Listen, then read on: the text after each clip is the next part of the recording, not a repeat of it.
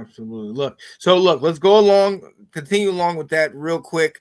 We're in free agency. Let's, before we get to the draft, let's ask that question. What position gets filled in free agency? Adam, I'm going to come to you first. What do you think we do now with everything being said, with the moves that have been made? What do you think we address, and what, gets filled up in free agency? I'll say offensive line, only because there was a news article saying that that Adam Peters seems somewhat satisfied with the offensive line. He doesn't see what we see in the offensive line. My opinion, I think, and to me that means he doesn't see much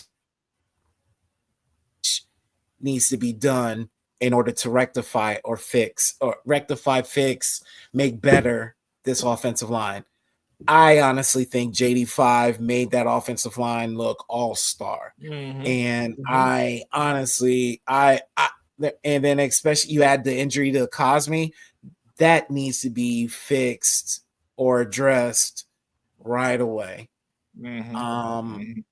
You at least, I think you sign at least 2 more offensive linemen in free agency. But again, for your question, I think offensive line is what gets filled in free agency. Yeah, no, I feel that's music to my ears.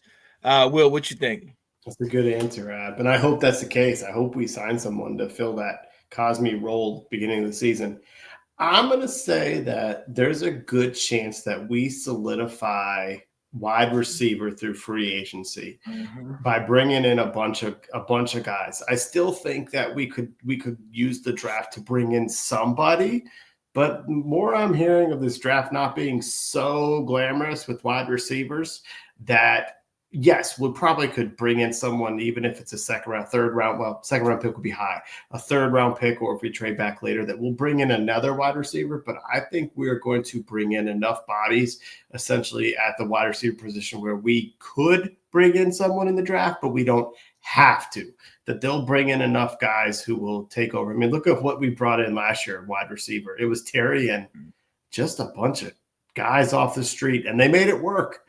And so I could see them going with a little bit more of that same type of mentality. Now that we've got Debo, you give Luke an opportunity to play a little bit more, that they may sign 2 or 3 more wide receivers over free agency for not a lot of money and say, this is what we got. And I go along. I love both of those, but I kind of piggyback on that, and I say we go in free agency and we go real cheap and we go linebacker. I think us getting Bobby Wagner on this one deal, now let's bring some people in to help him, to keep him fresh, to keep him flowing, and not worry about that. I was really concerned that maybe we were going to go look in the draft. Maybe we still will, for somebody that can come in and learn under him. But I think having him and Luvu there, we don't really need this, but we can get somebody in this to add depth. Somebody that was like a Kaliki Hudson that would just come in when we needed him and play his role. You know what I mean? Nobody's going to come in and usurp these guys, especially now that we got Bobby Wagner back in there. Luvu's on his, we had his great year.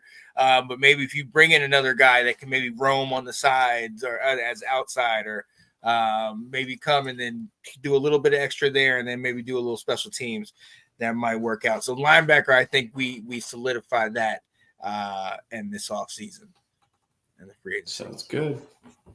So, yeah, buddy, man. So, look, at the end of the day, it's going to be very interesting to see the moves that they make. And I think, Ab, you hit the nail on the head when you say a lot of stuff will be determined in these coming weeks. We talk about who's getting franchise tagged, who else will get released, who's going to get, re-signed, deals. I think I heard Watson just got his deal restructured.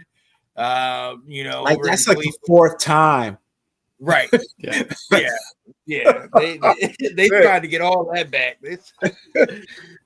So this stuff is going to be continually going on. So a lot of the stuff that even we're saying now could be changed based on some of the moves and things that go and happen. Like I mentioned, like if we do this show 2-3 days ago, we might be talking, all these different guys as far as who we wanted to bring in, because we had no clue we were going to go get Debo. We had no clue. Even when they said, right, Washington was one of those major teams going after him, we didn't know that was actually going to happen, and now he's in-house. So, yeah, it's going to be very interesting. Ab, what's up? So let me just add this. I think Adam Peters is going to attack free agency like last year. Yes, that's how I think. But I also think that he will not do it the same exact way. You know how last year we were like, I can't wait till cap casualties or till they dropped the teams down to their 53. We were all waiting for him to make a move, and like the only thing he did was like Noah Brown, and we were like, what? Yep. I honestly think he'll be more aggressive with that then. I think how we expected him to be last year, he's going to take advantage of it this year, especially because of how far we went last year. I think he's going to be more aggressive with that. So is he going to treat it like last year as far as the 1-year contracts filling up the team? Yes. But I also do think that he's going to attack the cap casualties, all these free agent, unrestricted free agents from the releases. I do think he'll take advantage of that. And that's just the only reason why I say that is because that's what I would do, especially off of the year we just had. Right.